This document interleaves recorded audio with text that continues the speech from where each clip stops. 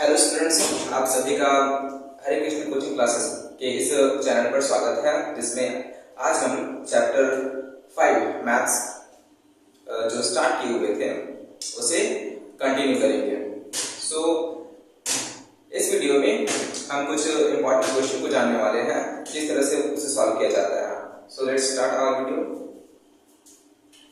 So our question is in the following APs find the missing term in the boxes। so यहाँ पर हमें एक AP को form करना है जिसमें केवल दो ही टर्म दिए हुए हैं। इन दोनों टर्म की हेल्प से मुझे एक कंप्लीट एपी को फॉर्म करके दिखाना है। एपी को फॉर्म करने के लिए चार चीजें होनी चाहिए। एपी में रिक्वायरमेंट किस चीज का होता है? So first term and common difference and is term and an is nth term। so ये चार चीजें होती है। तो अगर हमें इन चार चीजों में से अगर कोई तीन चीजें दी हुई हो, या तो हमारे पास फर्स्ट टर्म, कॉमन डिफरेंस और एन टर्म, ये तीन गिवन हो तो हम एन निकाल सकते हैं। लेकिन जब हमें इनमें से केवल दो चीज दिए हुए हो तो उस सिचुएशन में हमें क्या करना होता है? उस सिचुएशन में हमें दिए गए दो टर्म से हमें दो इक्वेशन मिलते हैं, linear equation in two variables. So उसे सॉल्व करके हम अपना आंसर लाते हैं। सो यहाँ पर जो क्वेश्चन है, इस क्वेश्चन नंबर 3 में, जो कि एक्सरसाइज 5.2 का है, यहाँ पर हमें दो तरह के क्वेश्चन मिलेंगे। एक तो जिसमें हमारा फर्स्ट टर्म दिया हुआ रहेगा, तो जहां पर हमारा फर्स्ट टर्म दिया हुआ है वहां पर हमें दो इक्वेशन फॉर्म करने की जरूरत नहीं है। लेकिन अगर हमारा फर्स्ट टर्म नहीं दिया हुआ हो तो उस सिचुएशन में हमें इक्वेशन फॉर्म करनी पड़ती है।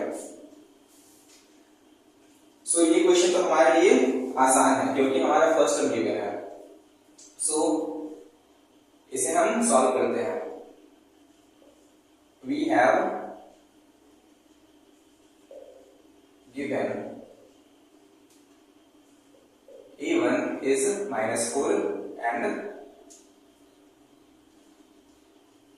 first, second, third, fourth, fifth, sixth. A6 is -6. Now we know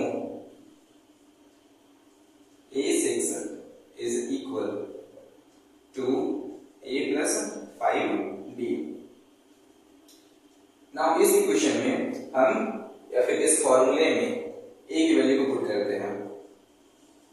Putting the value of A in this equation, then what we will get? A6 is equal to -4 plus 5D। और A6 हमें कितना दिया गया है? A6 हमें 6 दिया गया है। सो A6 की जगह हम 6 लिख दे रहे हैं। अब हम -4 को इक्वल के इस साइड लेकर आएंगे। So it will become 6 plus 4 equal to 5D। So here we will get D is equal to 10/5 which is equal to 2। so हमें D मिल चुका है। अब हमारे पास A भी है, AN भी है और D भी है।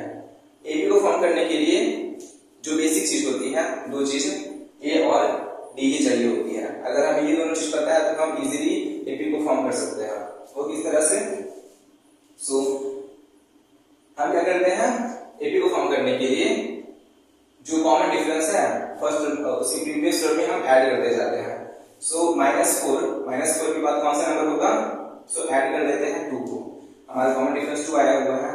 -4 plus 2, दिस विल बिकम -2। सो हमारा नेक्स्ट टर्म -2 एंड देन फिर से हमें 2 ऐड करना है -2 में। So it will become 0। फिर से हम 2 ऐड करेंगे, 2 and 4। So this is our required AP of the given question। इस क्वेश्चन को नोट कर लीजिए, हम आगे सॉल्व करते हैं।